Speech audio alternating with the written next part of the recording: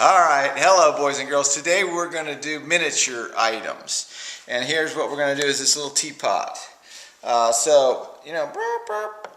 And then here's just other samples of little teapots that I've made. And it's all in the same vein. And then here's other little miniature type things, similar type things you can do. They're fun to have, and you can fit into the kiln real easy. And sometimes people who do doll houses like those, and they're a great thing to make. So we got a lot to do. So we're going to start here with we're going to make this body first. And usually I pre-center, or center this lump and throw off the hump. Okay, so it's actually very difficult to do this because it's so small, and you have to be patient, and it goes slowly. The wheel can move fast, but you're probably going to want to go. All your movements are going to want to be slow because one mess up. And I still use a lot of these same tools. Even though it's smaller, I just use my fingers a lot more, and so sometimes I like this squared off rib too. Now I'll keep this fat because I need a flange there for my lid. And then I'm going to flatten that out. And so I'll also prepare this foot so I can cut it off real easy, because I want to have a little plate for it. When I cut it, I want to leave that little plate because that'll help me not disrupt it. Okay, so you just do the same thing you always do, is you bend this rib, and there's a million shapes in there. You decide what you like. Okay, so then a lot of times I'll just come up here and start my flange. That, and sometimes I have a little wooden rib that I've flattened out like this, and I can just come in there and touch it up. Okay, so now I'm going to use my needle. When I get that the way I want, I'm going to cut underneath here, not all the way, just like I would if I was doing regular teapot, like a lid or something. Then I cut through, and I have the pad that it sits on.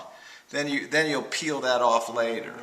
Okay, so now what I want to do is let's make the lid.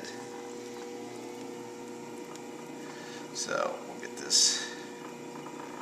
Usually when I'm doing the lid, what I'll try to do is very difficult.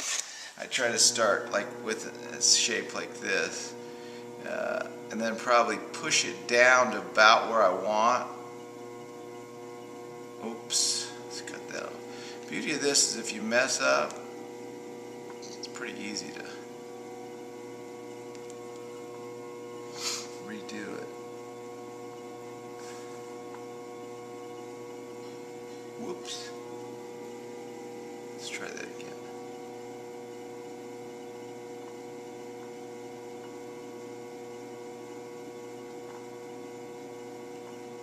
Okay, so there's my knob, and then I can measure my what my lid is going to, the size of my lid. But a lot of times I'll just make a bunch of them, and I know they want to be about this size, so I'll push that away, and then so I'll make about 10 of these, all similar. And then I can pick the ones that fit, or later come in and kind of trim them back. We'll do a little hand building on them then. Okay, so now we'll make the spout. What I do on that is it's very small. So I will come up with it like this to start. You're not really pulling the spout.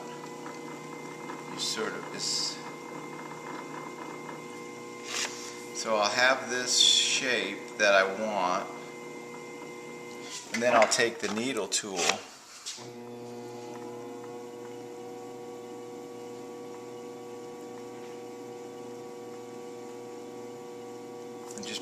there like that. And we're going to come in and hand build this a little more. But that would be my spout. And you'll see how much I cut that off later. But that's what I'll do, is put that there.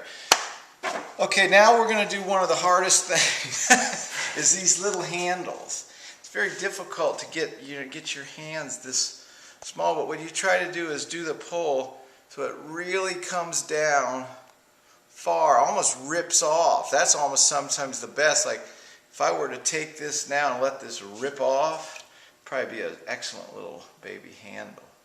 Anyway, so then you're going to do the same thing you normally do, is just bend it like that and then set it there.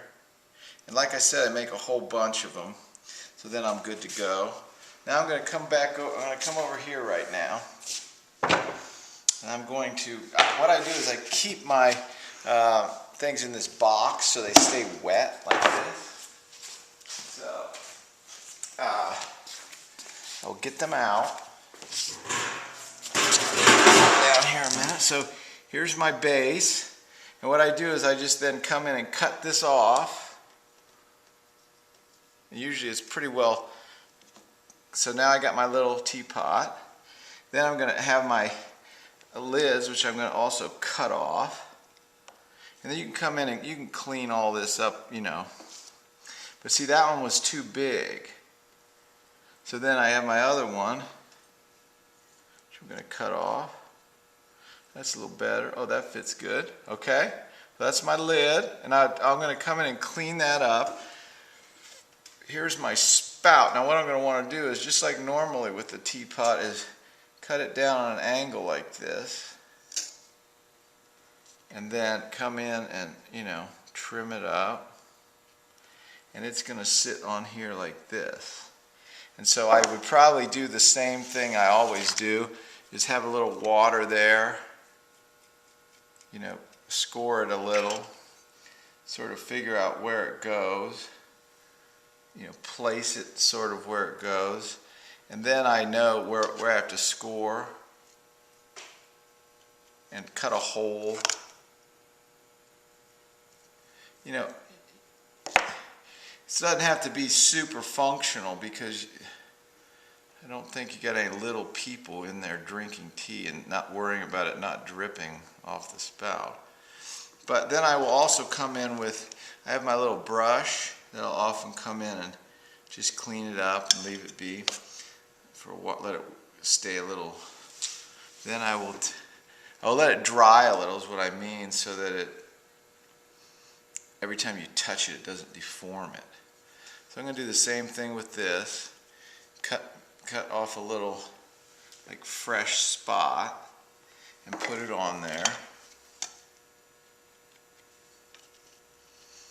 It's very small, so I'm going to put that on there.